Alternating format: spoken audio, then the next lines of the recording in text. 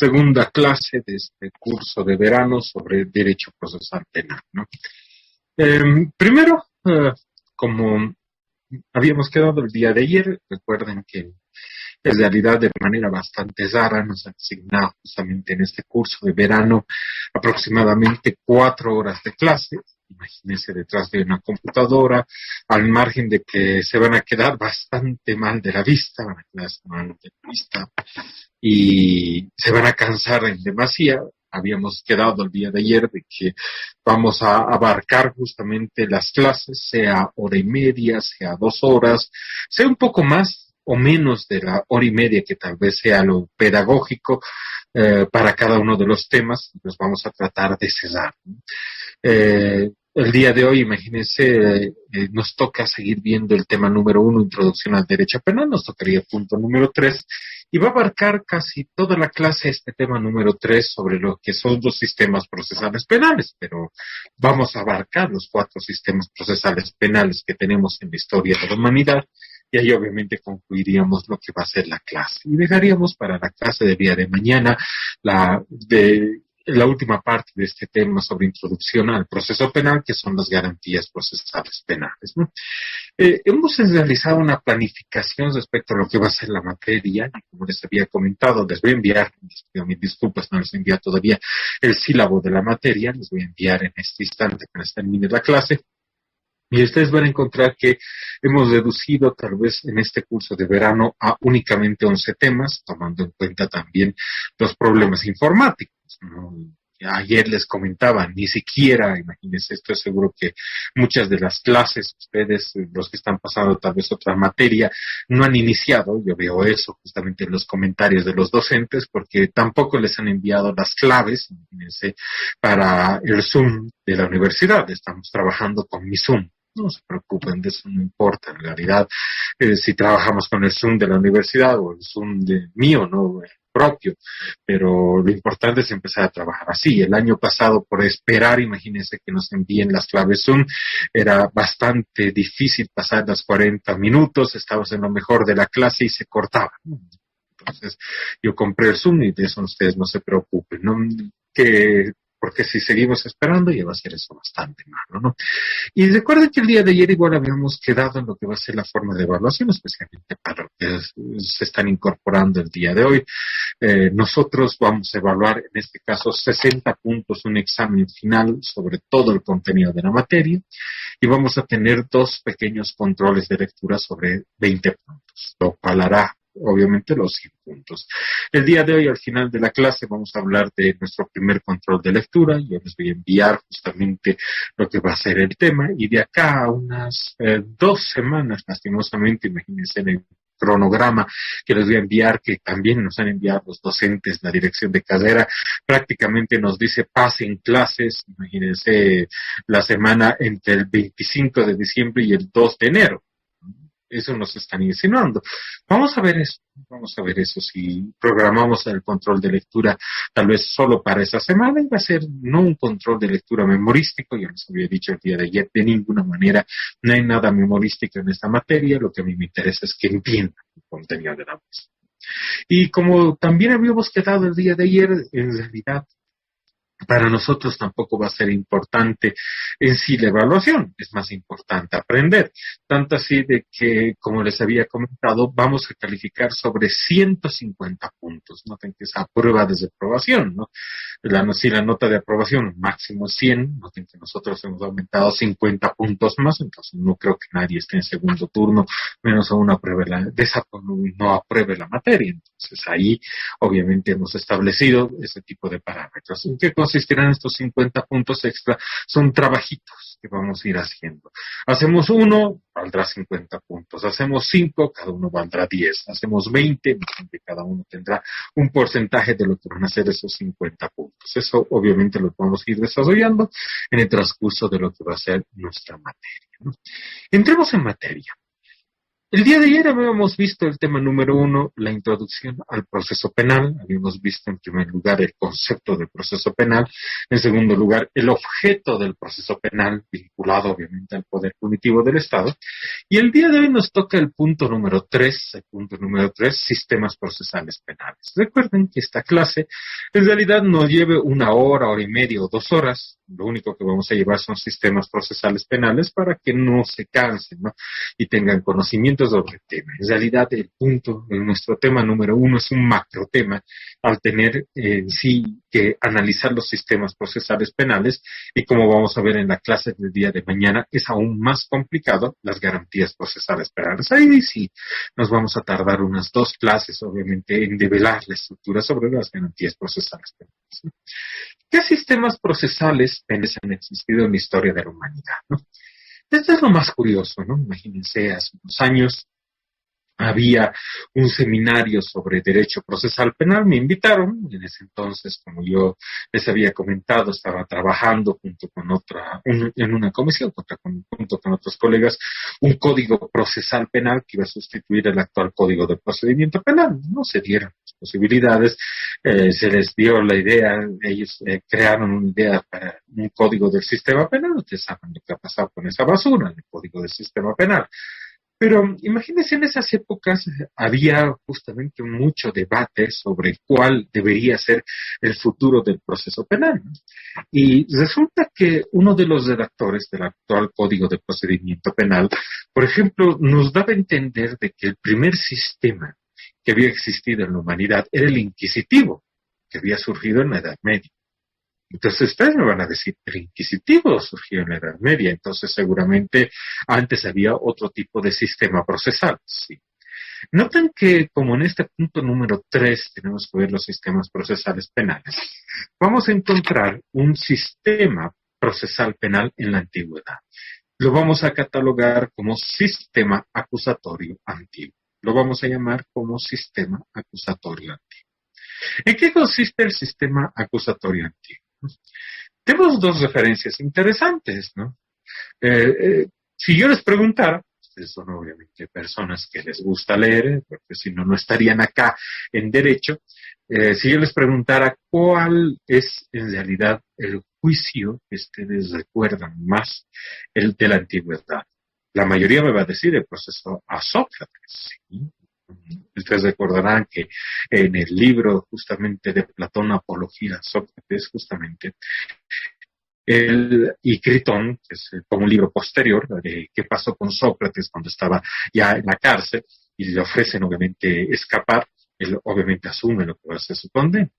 Pero en Apología a Sócrates, ustedes van a encontrar, Apología de Sócrates, ustedes van a encontrar hay una referencia bastante interesante sobre un proceso, que noten que ustedes tienen todas las características de un proceso acusatorio, porque había acusadores. En este caso se había acusado a Sócrates justamente de pervertir a la juventud, ahí estaba el acusador, estaba ahí el acusado, que era Sócrates, y noten que era un duelo de retórica. Justamente eso era lo interesante, cuando uno ve justamente esta parte en el libro obviamente de Platón, ve un duelo obviamente de retórica respecto a si Sócrates era responsable o no. Noten que hay características interesantes, ¿no? Hay un acusador, hay un juez que es un tercero imparcial, hay un acusado. Y noten que no era el tema principal del proceso penal la verdad, ni la averiguación de la verdad. Noten que no había en ese momento histórico policía, no había ciencias forenses, no había criminalística, no había forma de encontrar la verdad. Entonces se devenía en proceso en materia penal en lo que va a ser un duelo retórico entre lo que va a ser obviamente los acusadores y el acusado. Noten que la verdad no era importante, porque la naturaleza de este proceso penal acusatorio antiguo era en realidad lograr la paz social. Se condenara o no se condenara al pobre de Sócrates, noten que de todas formas iba a lograr paz social. Obviamente, procesos similares en la misma época, hay referencias igual. Ustedes conocen incluso esto, les aseguro incluso más que yo, respecto a lo que va a ser el juzgamiento a Cristo, las referencias bíblicas. Yo compraba en ese editorial Podoa como 2 libros sobre lo que va a ser el proceso a Cristo, donde devela igual, obviamente, un sistema en el que se basaba en lo que era la acusación, el acusatorio antiguo, ahí estaba el juez, ahí estaban los acusadores, ahí estaba obviamente el pobre Cristo que iba a ser condenado. Y la búsqueda de ese proceso era fundamentalmente la paz social, no la verdad. Noten que la verdad en el proceso penal no era importante, sino la verdad. Recuerden que en Derecho Penal Parte General, estoy seguro que ustedes han debido llevar con algún excelente docente, si no hay que leer, si no han llevado esto, en todos los libros serios de Derecho Penal ustedes van a encontrar un momento interesante, ¿no? Donde dice la naturaleza de el derecho penal, o algunos autores dicen el protoderecho penal que existía en este momento histórico, que era justamente la antigüedad, era que en realidad noten que no había propiamente un delincuente, sino había un ofensor. Y la víctima había sufrido un daño. Habían robado su gallina, habían matado, imagínense, a su padre, y lo que se buscaba era la reparación del daño. Que le devuelvan su gallina. Bueno, va a hacer revivir al padre muerto. Pero el castigo de la comunidad era de que la persona que había asesinado al padre tiene que solventar los gastos de por vida de la persona a la cual obviamente se le ha quitado a su padre o su esposo. Entonces, noten que el centro del derecho penal en ese momento histórico era la víctima. El Estado no se metía ahí más que para solucionar un conflicto. Y esa es también la naturaleza del sistema acusatorio antiguo. Fundamentalmente, excepto en algunos temas de índole político, como el mismo proceso a Sócrates, como el mismo proceso a Cristo, el centro del derecho penal versaba sobre lo que va a ser la reparación de la víctima. Ojo, que actualmente eso no ocurre. El titular de la acción penal pública no es la víctima, es el Ministerio Público, es el Estado. Pero noten que en la antigüedad el centro, imagínense, del derecho era justamente del derecho penal, de este protoderecho penal, era la víctima y separar de la víctima. Entonces, ¿qué características tenía este sistema acusatorio antiguo? Primero, noten ustedes que claramente se diferenciaba la labor del juez o de los juzgadores, que generalmente eran la comunidad, que eran terceros imparciales que imponían una sentencia. Noten que la pena en la antigüedad no era llevar a la cárcel a una persona, sino estaba más centrada en la víctima. Se había producido un daño a la víctima, entonces lo que quería hacer era reparar el daño a la víctima. Es algo como dice nuestro artículo, si mal no recuerdo, 943 del Código Civil. Quien causa un daño culposo o doloso tiene la obligación de repararlo. Noten que esa norma era más importante que todo el derecho penal en la antigüedad. En tercer lugar, la verdad no era algo importante dentro del proceso, no, sino que el proceso penal te servía para encontrar lo que va a ser paz social. El centro del derecho penal era la paz social. Y por último, noten ustedes de que no había la tortura. Como no era importante la verdad, como no era importante el castigo, la tortura no estaba presente dentro de este tipo de cosas. Situación que es distinta en el sistema inquisitivo. Muchos autores, especialmente, imagínense, ayer hablamos un poco del discípulo de Jacobs, Haycollege. Haycollege tiene un libro llamado La función de la pena, que ayer igual habíamos visto, ¿no? En el libro La función de la pena, él analiza históricamente cuándo surge la pena moderna, como la conocemos.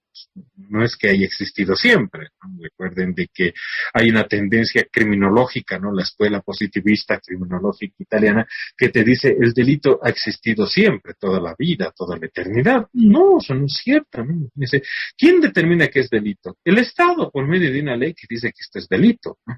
Yo les daba el ejemplo de que en el Código de Procederes en el Código Penal Santa Cruz se castigaba la sodomía, que era la homosexualidad.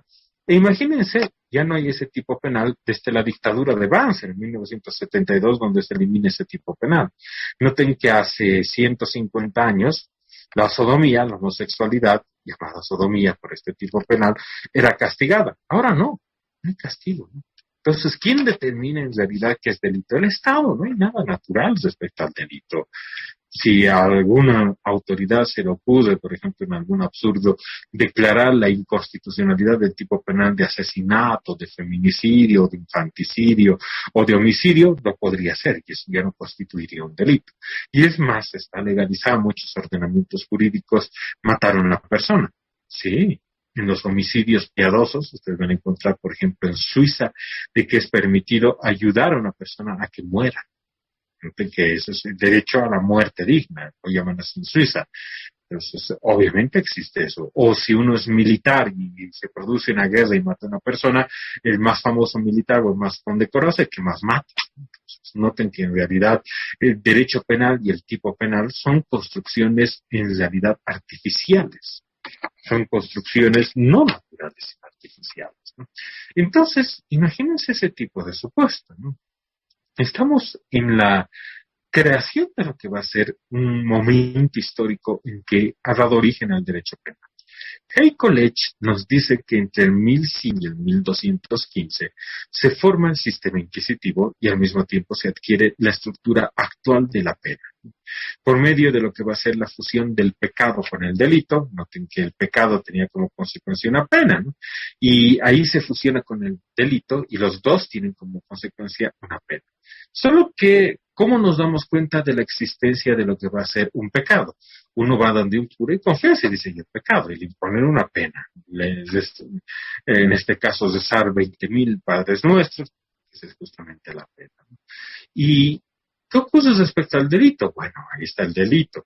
¿Y cómo nos damos cuenta quién ha cometido un delito? Por medio de la confesión. ¿Y qué pasa si no confiesa? Lo torturamos. Noten que lo que ha pasado en el 1215 es que mientras en el derecho constitucional se aprobaba la Carta Magna, a nivel continental se aprobaba el Cuarto Concilio de Letrán, que era una especie de código penal, código de procedimiento penal, ley de ejecución, que establecía qué es el delito eclesiástico. Se había fusionado, recuerden, el pecado con el delito, la blasfemia, la brujería, la herejía se habían transformado en delitos.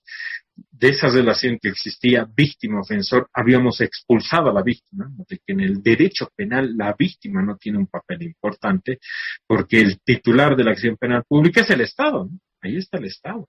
Y el derecho penal es un proceso, y el proceso penal es un proceso entre el Estado y el ofensor, acá llamado procesado. Entonces, noten que había cambiado la configuración del derecho penal. En primer lugar, se había creado el sistema inquisitivo. La característica del sistema inquisitivo es que el juez investigaba, acusaba y juzgaba. Tenía esas tres funciones compiladas. Noten que el juez podía abrir de oficio lo que va a ser el proceso y acusar a una persona por un delito.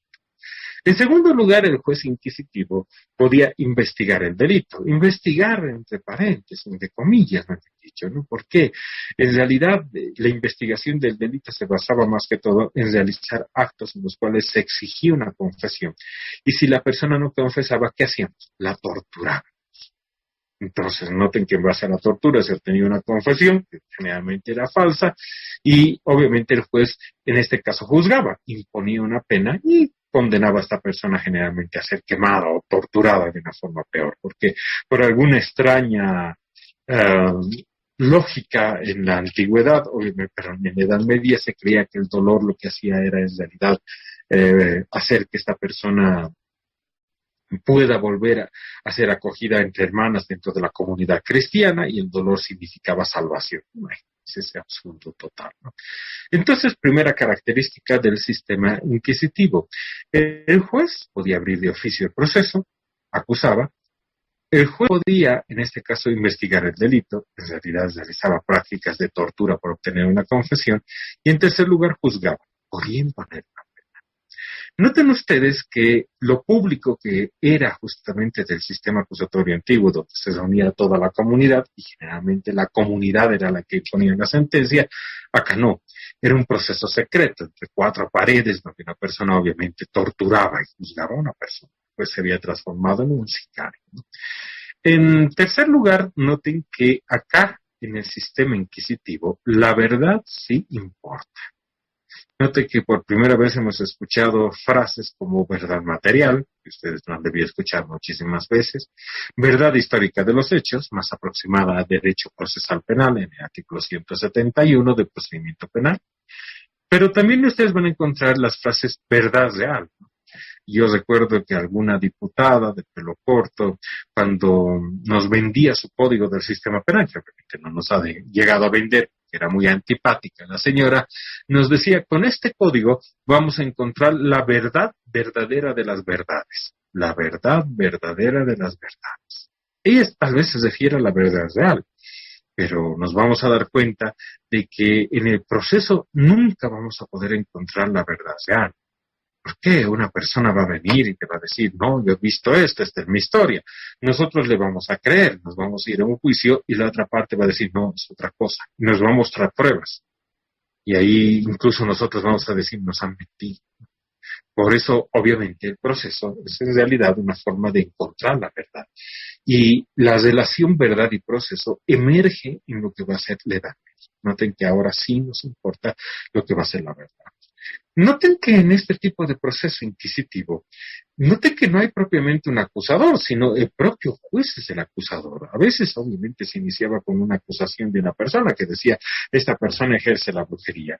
Pero noten que el Estado es el que toma el papel fundamental acá, por medio de lo que va a ser el juez. El acusador se transforma en el Estado. Y también el Estado, noten que es en realidad el que absorbe su papel a la víctima. Esa situación hasta ahora obviamente sigue existiendo. Noten ustedes que la víctima que tenía un papel fundamental en el sistema acusatorio antiguo, aquí desaparece, le hemos expulsado a la víctima y aquí el Estado te dice, yo soy la víctima. De la blasfemia, de la herejía, de la brujería, yo soy la víctima. Es como ahora igual el Estado te dice, yo soy la víctima de la defraudación fiscal, del terrorismo, del narcotráfico, yo soy la víctima.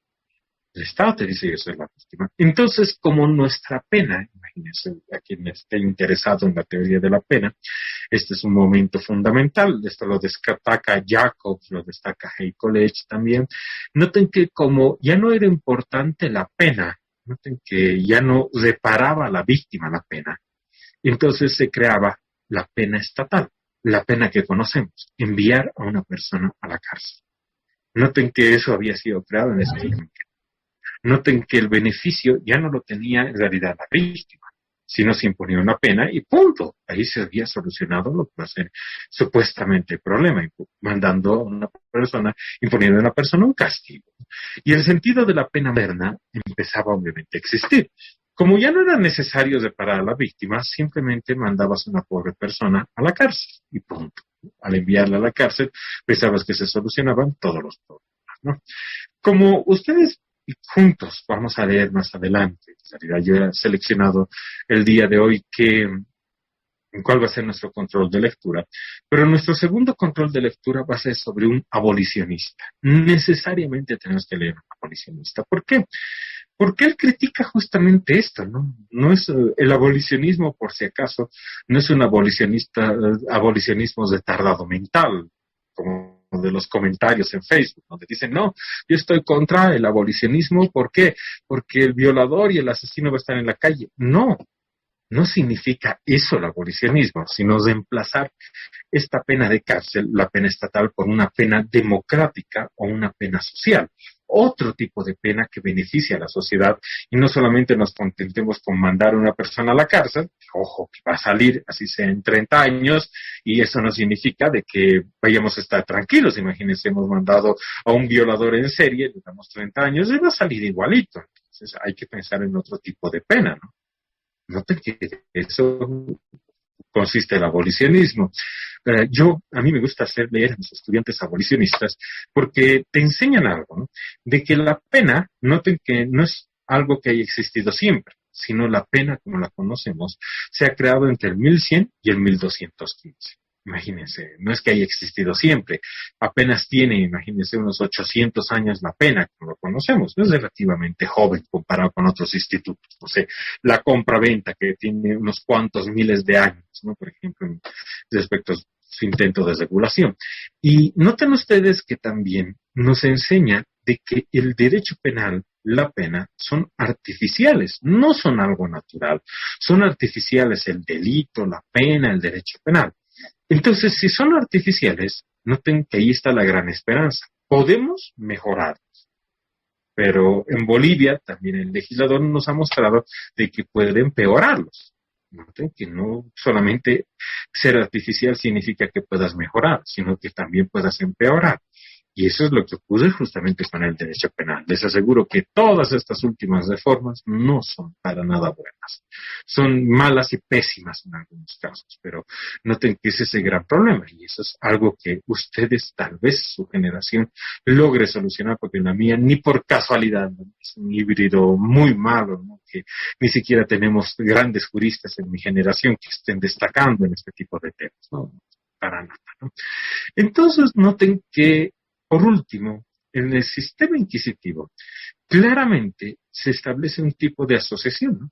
Del proceso penal con la tortura, del proceso penal con lo que va a ser la aplicación de penas inhumanas, castigos crueles, como quemar a una persona, por ejemplo, en una hoguera, y noten que en realidad, por la supuesta búsqueda de la verdad, la prueba probatísima, la prueba principal, era la confesión. Y para llegar a la confesión, incluso se llegaba a actos de tortura. Ahí en realidad pareciera ser que se inicia una historia bastante interesante que ustedes la han debido ver en Derecho Penal Parte General, ¿no? Porque resulta que cuando se empieza a construir justamente este derecho penal moderno, noten que a partir en realidad del siglo XVIII, los autores de la Ilustración, muchos autores de la Ilustración, se habían empezado a enfocar en lo que va a ser justamente las miserias del proceso penal. Tortura, como lo que estamos viendo ahora, ¿no? Que no sirve para nada, no previene el delito, en realidad se equivocan. Imagínense el caso del médico Jerry Fernández, ¿qué le decimos? Discúlpanos, o no sé si ustedes se enteraron más o menos hace unos 4 meses, a una jovencita la enviaron en detención preventiva por el asesinato de su novio, y su novio había estado tomando 2 meses y ha aparecido. ¿Qué le decimos? Discúlpanos, jovencita, te hemos mandado 4 meses en detención preventiva, ¿no? ¿Cómo te pagamos tus meses, obviamente, en la cárcel? Todavía así completamente inocente, ¿no? Pasaba situaciones similares, ¿no? Solo que incluso más crueles, ¿no? Respecto a lo que va a ser, obviamente, la pena que podía imponerse a una persona. Entonces es así que dentro de lo que va a ser el derecho penal, fundamentalmente la Ilustración es la que empieza a cuestionar el derecho penal. Noten que en realidad ustedes se van a dar cuenta, mientras más estudien derecho penal, se van a dar cuenta de que es más peligroso el poder punitivo. Trata de solucionar temas que nunca va a lograr solucionar. Y eso vamos a ver un poco más adelante, ¿no? Y sucede que varios autores de la Ilustración se habían dedicado, obviamente, a analizar el derecho penal, ¿no?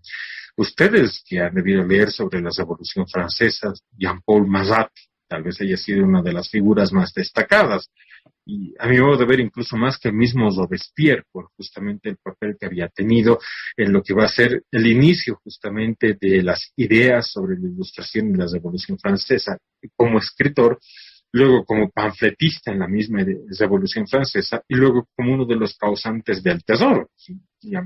Paul Marat, incluso imagínense en algún momento después de que es asesinado, pretendían utilizar su figura como reemplazo a la de Jesús o a la de mismas figuras divinas. Imagínense la importancia del mismo. Y resulta que previo a la Revolución Francesa, cuando él era un intelectual, había escrito un libro llamado Plan de Política Criminal. Perdón, Plan de Legislación Criminal. Plan de Legislación Criminal.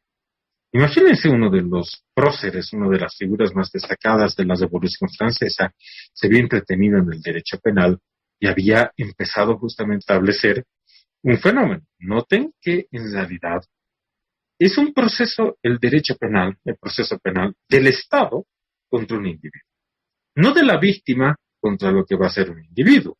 Imagínense en derecho de daños, en materia civil, alguien causa un daño y es un proceso del demandante contra el demandado. Los dos obviamente son particulares.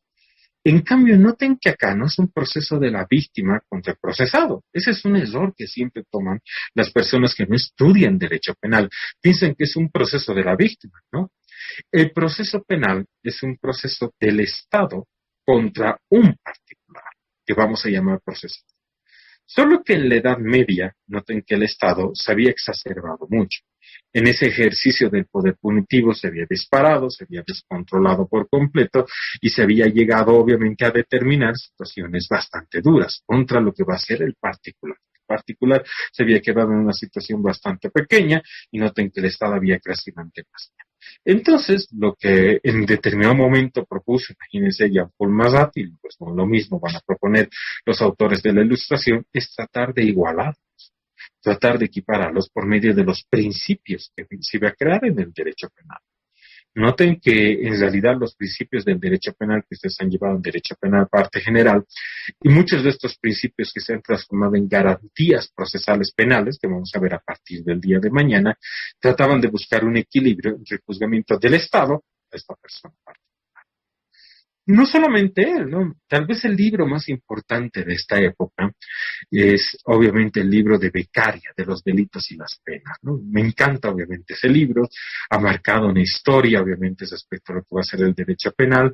Imagínense, cientos de años después aún seguimos estudiando este libro, haciendo estudios sobre el pensamiento obviamente de Beccaria, pero a mí me gusta en particular la introducción que hace Voltaire. Es decir, otro de los grandes autores de la Ilustración, sí, Voltaire tiene una introducción bastante interesante a lo que va a ser el libro de Beccaria, los delitos y las penas. Si bien los que no lo hayan leído, pueden buscar en internet, es un libro interesante, la introducción que hace Beccaria al libro que hace Voltaire al libro de Beccaria.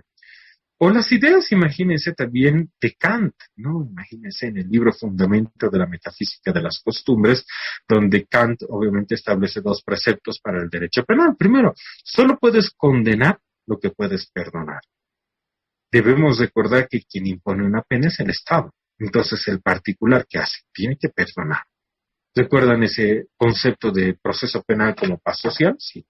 Noten que aquí se matiza justamente lo que va a ser, obviamente, la estructura del Estado y lo que va a ser esa necesidad de paz.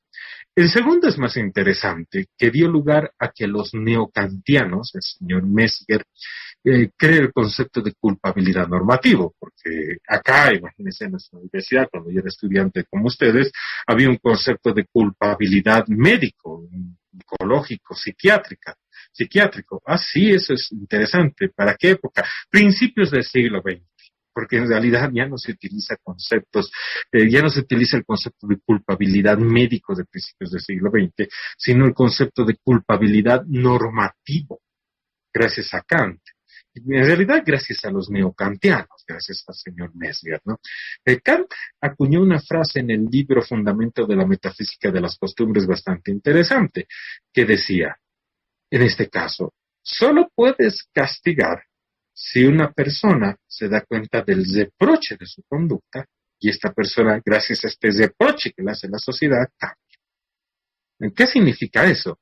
De que ahí está una persona, imagínense esos tipos del Caldina blanco que están dando vueltas con su pata de cabra por la ciudad del Alto. Están entrando hacia una casa, ahí está tal vez el dinero, todo el esfuerzo que tiene una persona, entra lo que va a ser, entran los tipos, llega felizmente la policía, eso generalmente no ocurre, pero imaginémonos de que sí ocurre, detienen a lo que va a ser la persona que estaba ahí, y noten que nosotros como sociedad les reprochamos su conducta, les decimos, ¿por qué están haciendo eso? Tienen que cambiar. Y obviamente como quien comete un acto es racional al momento que comete el acto, dice, sí, voy a cambiar porque la sociedad me está reprochando. Eso se llama prevención especial. Yo te impongo una pena a ti para que cambies tu conducta. Eso es justamente en base a las ideas racionalistas de Kant, ¿no? Y ahí habíamos dicho que tal vez quien tiene un papel principal en todas estas ideas que habían construido el derecho penal y el proceso penal era en realidad el señor Bentham, ¿no? Que había creado la cárcel, el panóptico, ¿no? La prisión. Noten que yo hago en realidad una analogía como para que se entienda la idea, ¿no? Bentham, imagínense que viene y les dice, miren, he encontrado la forma perfecta para solucionar los temas de la delincuencia. Todos le compramos su idea. Y él dice, es la cárcel, donde metes ahí a una persona que ha cometido un delito y con control y disciplinamiento, esta persona la vamos a reinsertar dentro de la sociedad. ¡Ay, qué interesante! Yo siempre hago la analogía, ¿no? Imagínense que tengo una cajita, ahí meto un diablito, ¿no? Él está en la cajita y después de un momento abro la caja y sale un angelito. Noten que en realidad en eso consiste la finalidad de la pena, no es el fin, la finalidad de la pena, que es la reinserción social. Noten cómo igual ahí Beccaria nos diría también tenemos un fin prevencionista general, porque yo impongo una pena para que nadie más vuelva a cometer delito, porque si no va a ver que le vamos a imponer una pena. Esos son conceptos humanos, ¿no? Respecto a esto. En base a esas ideas, noten que había empezado a surgir otro sistema, nuestro tercer sistema, que era el sistema mixto. En el sistema mixto, que generalmente se basa en el Código de Instrucción Criminal Napoleónico, tenemos en este caso a lo que va a ser dos etapas del proceso. Una llamada la instrucción, donde quien tiene en realidad una actividad principal es el juez, que tiene las mismas atribuciones del sistema inquisitivo. El juez puede iniciar el proceso de oficio, acusa a una persona de la comisión de un delito, investiga el delito. Noten que ahí ya se había creado la policía de investigación criminal, con el ministro de policías de Napoleón, José Fouché, en 1806, y había policía de instrucción que realizaba investigación criminal. Y en tercer lugar, el juez juzgaba. Pero para recordar justamente que una de las bases de la Revolución Francesa era tratar de recordar lo que romanos y griegos habían hecho, noten que se emitía un auto final, obviamente, que establecía la acusación de una persona a juicio. Y había una segunda etapa que la llamamos plenario en el código mixto, donde se seguían las mismas reglas para emitir una sentencia con un juicio oral. Noten que ningún juez iba a sostener su acusación, sino de que, imagínense, la misma víctima sostenía su acusación ante lo que va a ser otro juez contra lo que va a ser, en este caso, el acusado. Entonces, la característica del sistema mixto es de que había copilado en su instrucción el sistema inquisitivo y en la etapa de plenario era un juicio oral con las mismas reglas y una acusatoria activa. Noten que ese era el sistema mixto. Y de ahí viene el sistema acusatorio que tenemos actualmente. Noten que la característica principal del sistema acusatorio es de que en esta primera etapa, que antes en el sistema mixto se llamaba instrucción y ahora se llama etapa preparatoria, lo que hacemos es dividir funciones. El juez solo juzga. Y lo que hace en realidad el fiscal, el Ministerio Público, es investigar y acusar. Investiga y acusa. Tiene facultades, obviamente, de dirigir lo que va a ser una investigación y al mismo tiempo acusar por lo que va a ser un delito. Y el juez aplicará medidas cautelares. Noten que el sistema acusatorio actual tiene varios nombres. Lo llaman sistema acusatorio garantista, porque el sistema acusatorio también se basa en lo que van a ser las garantías procesales penales, que vamos a empezar a estudiar a partir de mañana. ¿Cuáles son? Debido proceso, derecho a la defensa, indubio pro reo, presunción de inocencia, etcétera, juez natural, etcétera. Y noten que también se lo llama sistema acusatorio moderno, porque noten que a diferencia del sistema acusatorio de la antigüedad, en el sistema acusatorio moderno participa el fiscal como titular de la acción penal pública. El centro del proceso ahora va hacia lo que va a ser la actividad del fiscal como titular de la acción penal. Entonces noten que van a escuchar de todo, ¿no? Hasta esto está establecido en libros, algunos no muy buenos, por cierto, ¿no? Donde se preguntaban, ¿cuál es la diferencia entre el sistema acusatorio y el inquisitivo?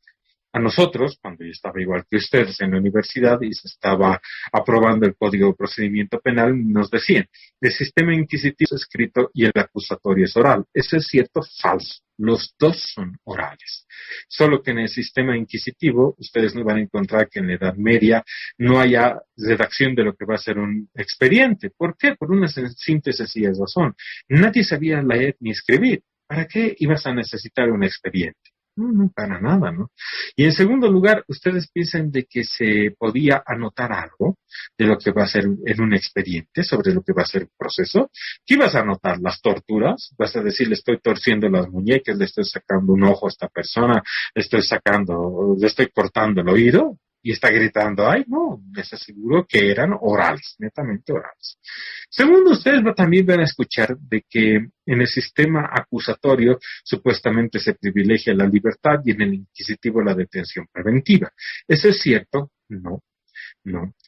Sucede que cuando empieza o concluye o empieza a tener en su final el sistema mixto, más que inquisitivo, mixto del Código de Procedimiento Penal del 72, teníamos 70% de detenidos preventivos. 70%. Eso significa que de cada 10 personas que están en la cárcel, 7 tienen detención preventiva y solo 3 condenan. Esas son cifras alarmantes. Países que tienen, imagínense, igual una gran carga procesal, que son bastante complicados, que lo único bueno que tienen es a Messi, eso no sé, como Argentina, noten que tienen casi el 50-50. Países, obviamente, que están en guerra, como en Colombia, tienen, obviamente, el 55-45. Solo nos gana, imagínense, en este caso México, que tiene el 93%. Pero ustedes nos van a decir, ¿cómo nos vamos a comparar con México? México está en guerra, sí.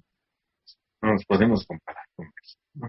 El Salvador quisiera ver cómo estarán sus cifras. Pero noten que en el sistema acusatorio actual estamos en las mismas cifras, el mismo 70%. ¿Eso qué significa? De que no es la diferencia entre el sistema que uno privilegia la libertad y el otro la detención preventiva. Eso es un cuento, eso es en realidad una simple frase, ¿no? La diferencia son la división de funciones. El fiscal en el sistema acusatorio investiga y acusa, y el juez juzga en el sistema acusatorio. En cambio, estas 3 funciones, investigación, acusación y juzgamiento, en el sistema inquisitivo estaban compiladas en lo que va a ser la labor del juez de instrucción. Noten que ahí tenemos sin duda lo que va a ser el sistema acusatorio, ¿no? Hagamos una diferencia entre 2 tipos de sistema acusatorio para que les cuente el quinto sistema procesal que tal vez sea desconocido, ¿no? Sucede que mucho ustedes van a debatir sobre lo que va a ser la presencia del Ministerio Público, que es el Estado como titular de la acción penal pública.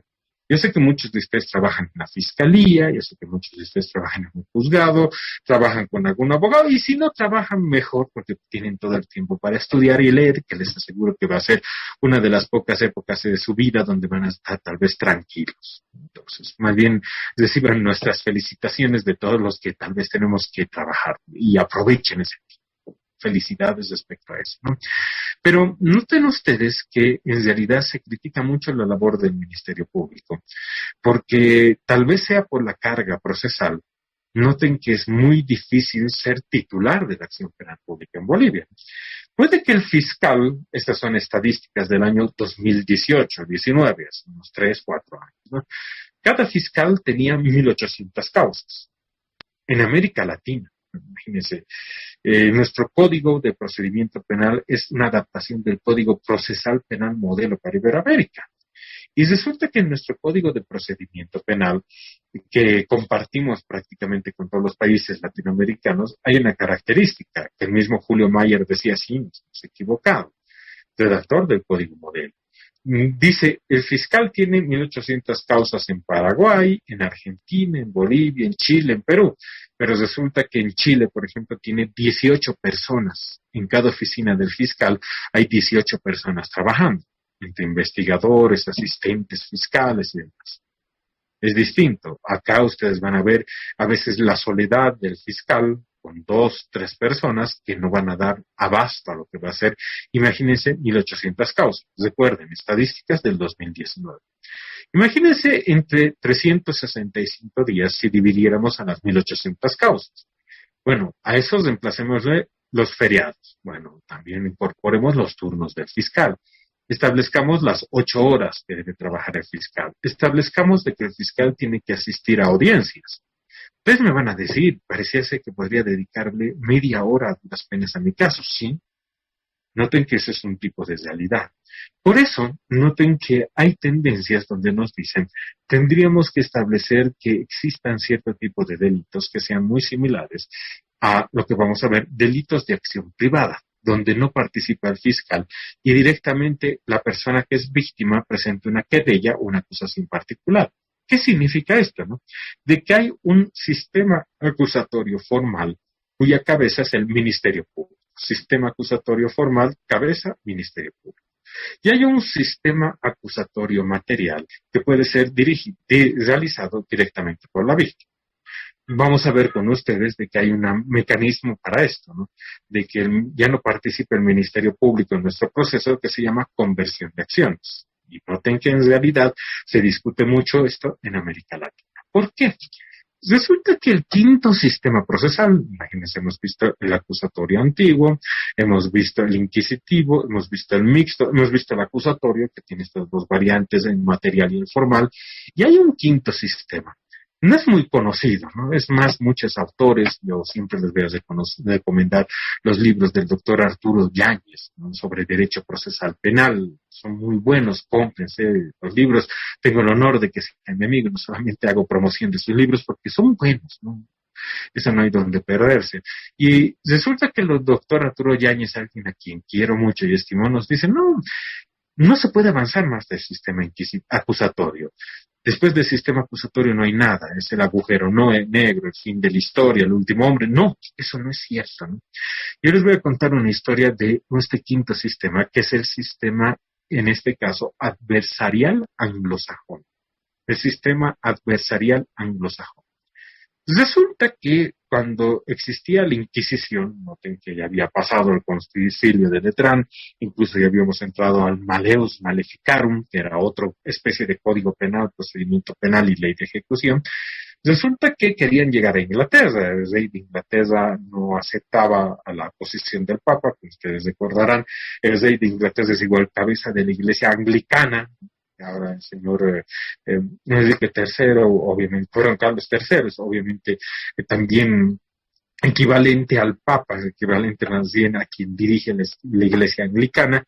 Y resulta que como se había su antepasado, el señor Enrique VIII, no aceptaba lo que va a ser las posiciones del papado, no aceptaba la imposición de la iglesia católica, había formado su propia iglesia.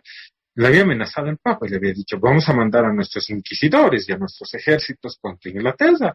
Y él gentilmente les dijo, claro que sí, yo conozco que esos inquisidores son muy valientes, con mujeres amarradas, niños amarrados, hombres amarrados, los golpean, los torturan, hasta que confiesen obviamente de que son mes y otra cosa, o que son gatos, porque obviamente el dolor te hace confesar y decir cualquier cosa.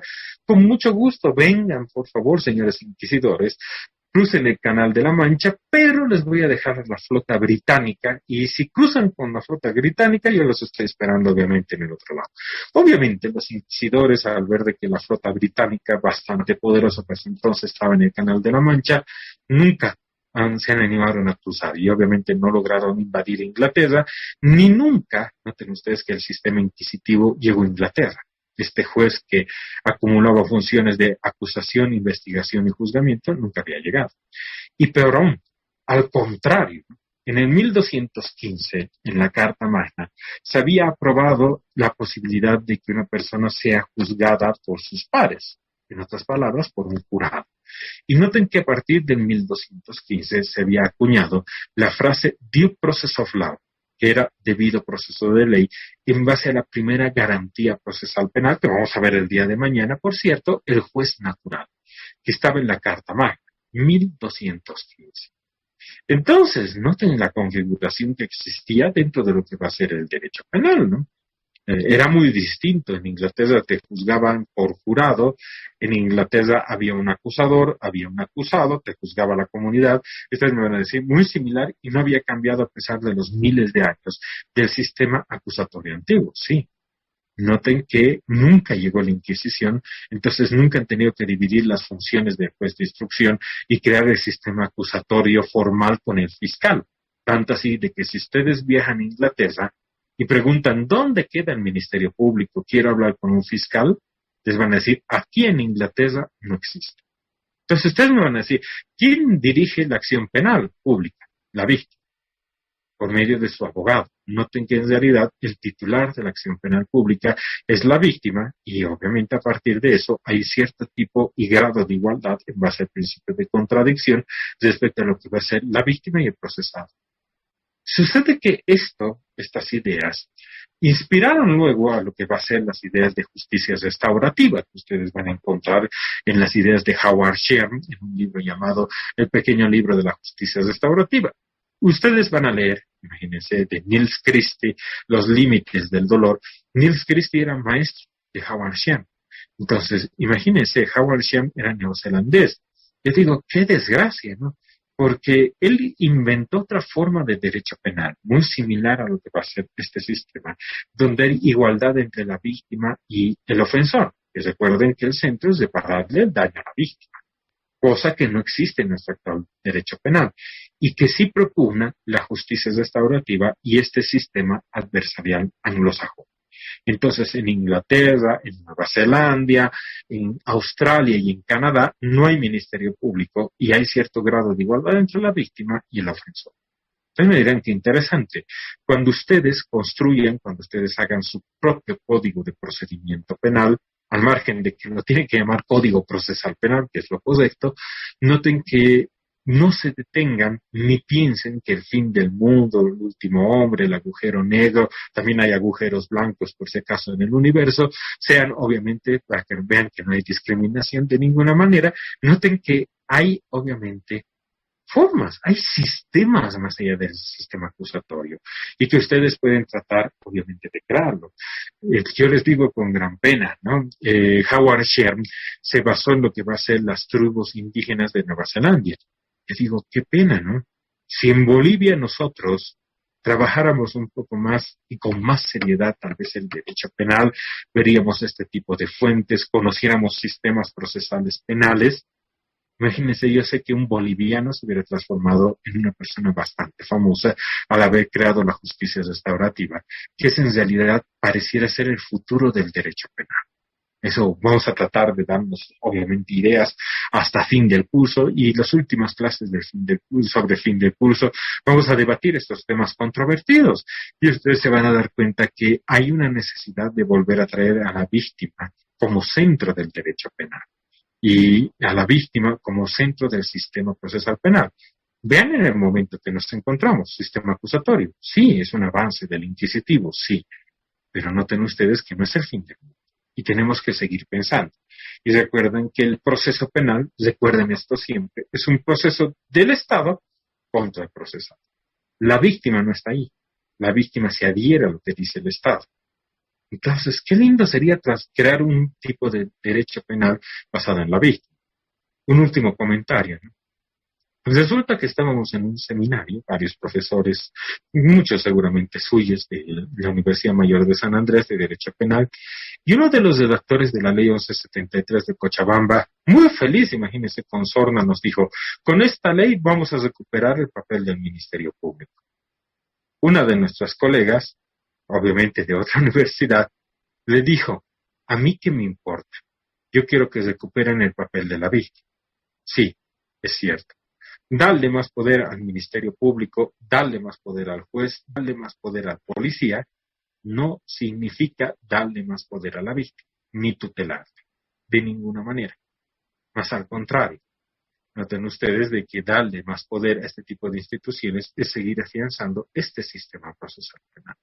Pero nosotros no nos tenemos que quedar ahí. Tenemos que seguir pensando en otro tipo de sistema procesal penal y estoy seguro que a alguno de ustedes se les va a ocurrir alguna idea interesante. Por eso, obviamente, les he facilitado en la mañana los links para que puedan ver cómo el pensamiento de un latinoamericano, de Raúl Zaffaroni, que tiene libros traducidos en alemán, en francés, en inglés, en italiano.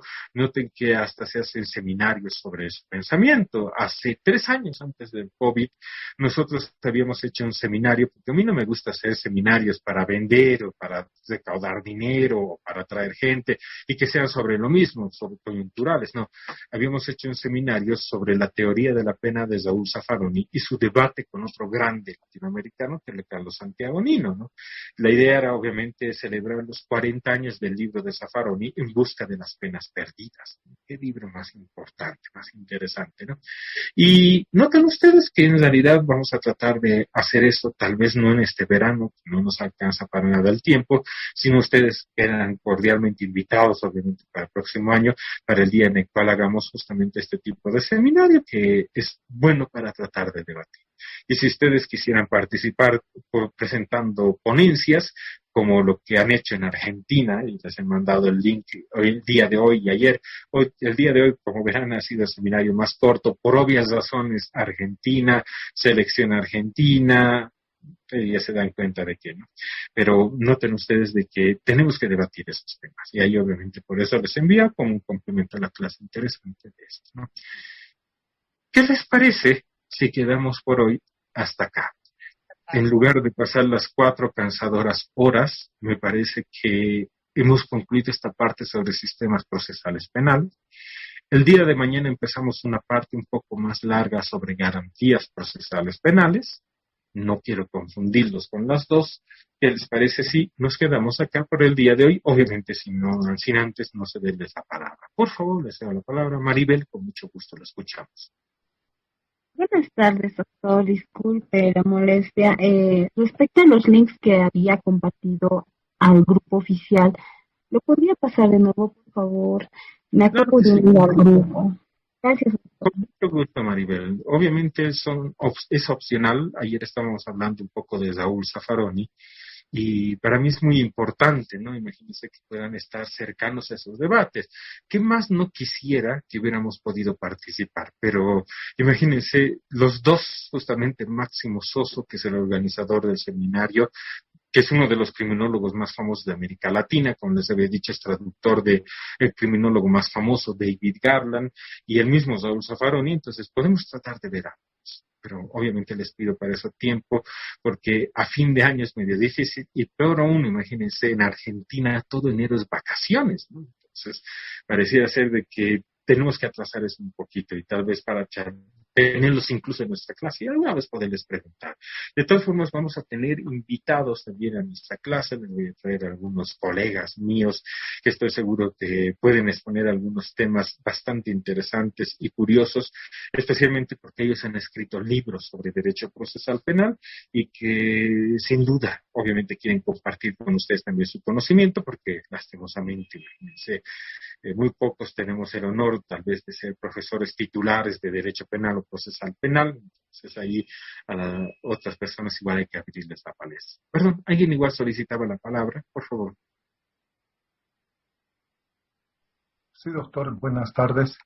Buenas tardes. Estaba viendo en la cantidad de personas que están a través del WhatsApp, son inscritos en su materia como 120 personas.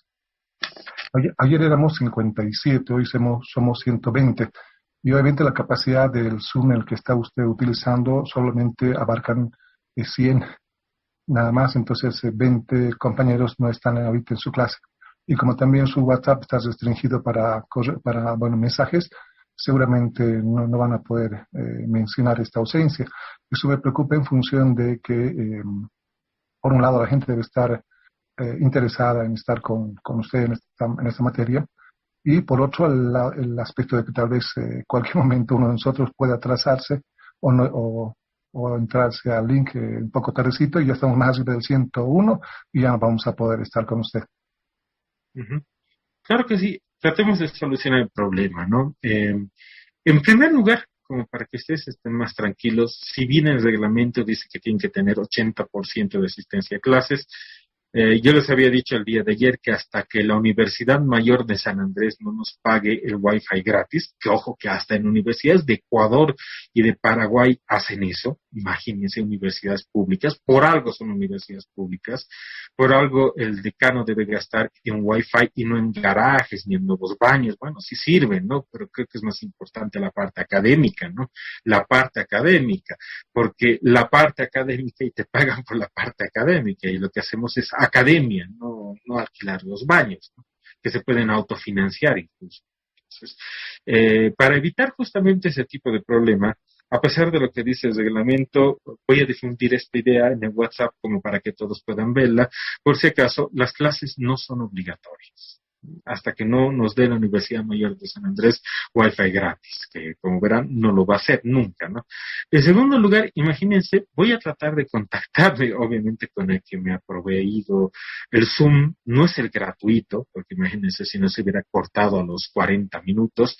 Yo he comprado un paquete Zoom, voy a ver de ampliar mi paquete Zoom como para que puedan entrar más personas, más de las 100.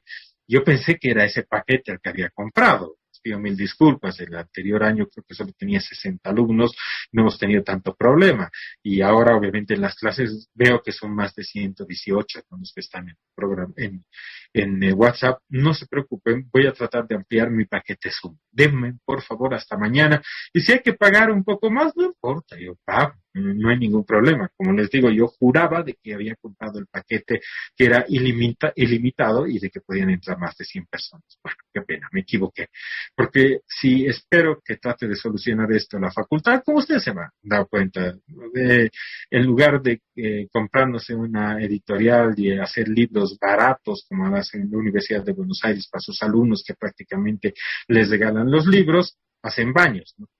Mientras el rector de la universidad y el decano de la Universidad de Buenos Aires están preocupados en la academia, nuestro decano está preocupado en el baño. Uno tiene en su cabeza el baño y no tiene en su cabeza libros. Lo único que puedo decir al respecto.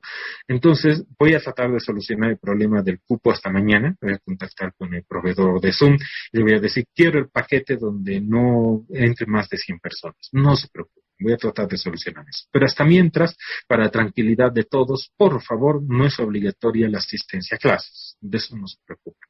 Hasta que, obviamente, nos dé gratis la Universidad Mayor de San Andrés el Wi-Fi, como hacen universidades públicas en Paraguay, no Inglaterra, Paraguay, en Ecuador, no en Alemania, en Ecuador. Entonces, ahí ustedes se van a dar cuenta. Cerebro de inodoro, cerebro de... ¿Qué les puedo decir? ¿Alguien más quiere hacer uso de la palabra? Con mucho gusto lo escuchamos. Doctor, ¿cómo está? Buenas tardes. Tengo Buenas una pregunta de lo que íbamos hablando. En el tema de los sistemas, nos hablaba del sistema inquisitorio, mixto, acusatorio antiguo, y me surgió una duda en el tema del sistema acusatorio, el actual. Usted mencionaba dos sistemas acusatorios actuales, que es el formal y el material, ¿no? Ahí me perdí un poco. No sé si me podría resolver la pregunta.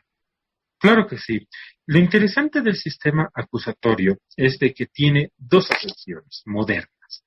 Uno que es formal, con la participación del Ministerio Público, donde ustedes van a ver que el titular de la acción penal pública es el Ministerio Público, el fiscal.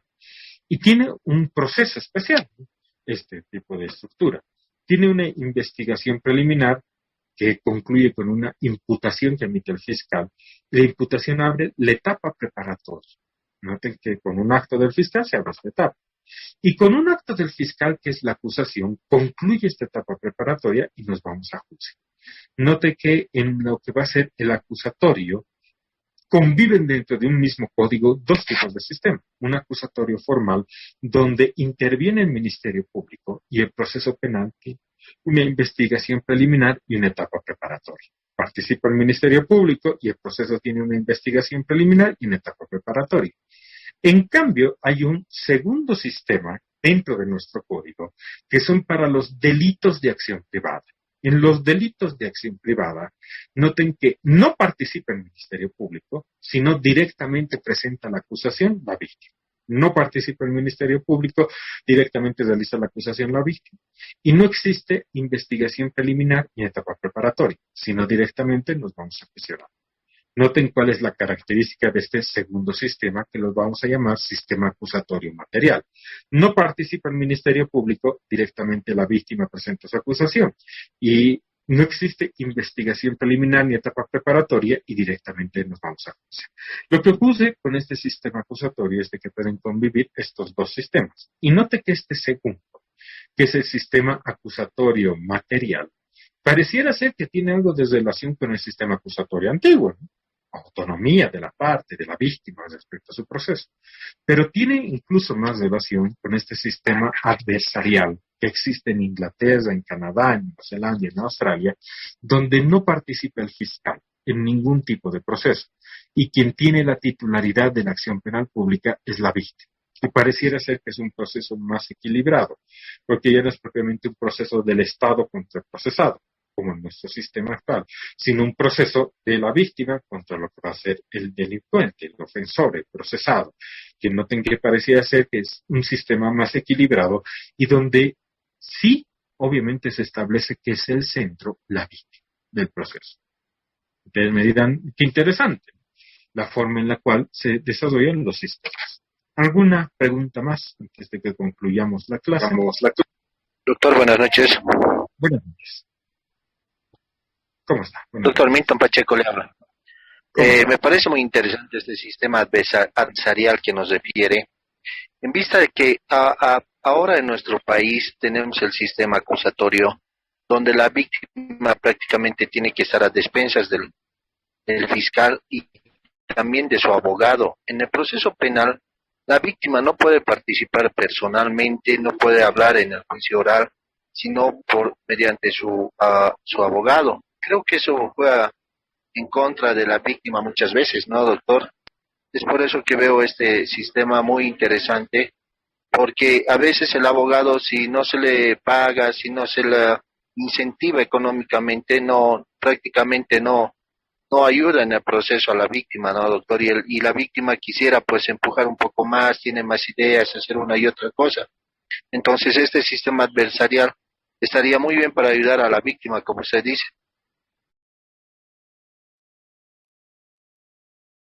Sí, es verdad, es verdad. Una de las bases justamente de este tipo de proceso, sin duda, es centrar el proceso en base a la víctima. Es un proceso moderno, porque hay investigación criminal. ¿Quién realiza la investigación criminal? Es obviamente la policía allá en Inglaterra, ¿no?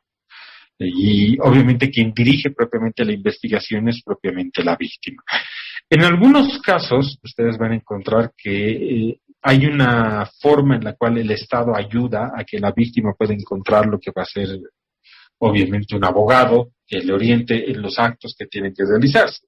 Por eso, obviamente, en algunos casos el Estado es el que provee un abogado propiamente a la víctima, que lo que va a hacer es orientar a la policía en los actos que tiene que hacer en defensa de lo que va a ser la víctima o la averiguación de la verdad. Y obviamente, como usted también nos ha dicho, tal vez una de las grandes críticas que ocurren en el sistema, principalmente boliviano, no solamente boliviano, sino tal vez en todo el sistema latinoamericano, es justamente este problema que se tiene con el Ministerio Público. La sobrecarga procesal tiene muchos casos, es bastante difícil para ellos atender cada uno de ellos.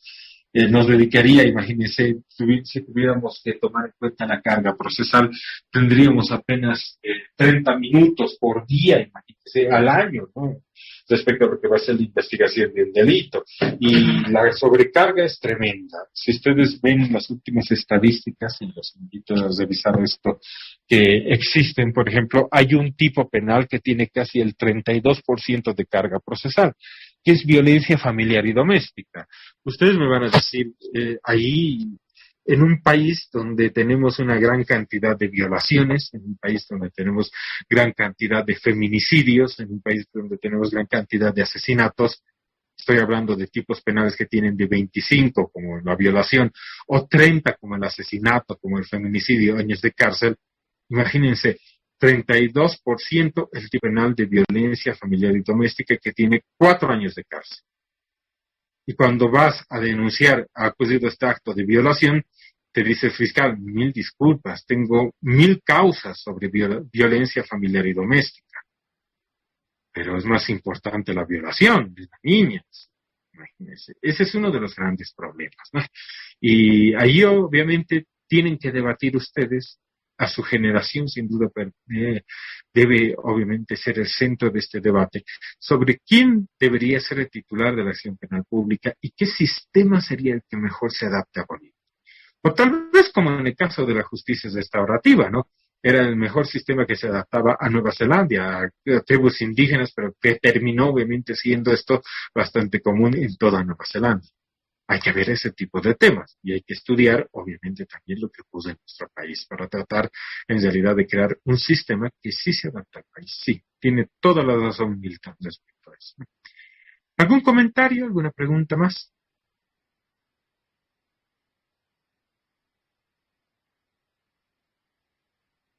Bueno, entonces, imagínense un poco antes del tiempo, hemos acabado nuestro segundo día de clases con un tema tan complicado como los sistemas procesales penales. El día de mañana iniciamos la clase sobre las garantías procesales penales, que es un tema tal vez muy importante, porque imagínense, nuestro sistema tiene nombre y apellido, es acusatorio y su apellido es garantista. Entonces, vamos a ver por qué es tan importante las garantías procesales penales en nuestro proceso penal. Muchísimas gracias por haber asistido a este segundo día de clases. Nos vemos el día de mañana a las 17 horas. De nuevo, espero no tener que competir con el Mundial, porque no le voy a ganar al Mundial, no le voy a ganar a Marruecos. Entonces, nos vemos el día de mañana a las 17 horas para nuestra tercera clase sobre los procedimientos formativos. Muchas gracias, nos vemos mañana. Descansen, por favor. Gracias. Gracias, doctor. Gracias, doctor. Gracias, doctor.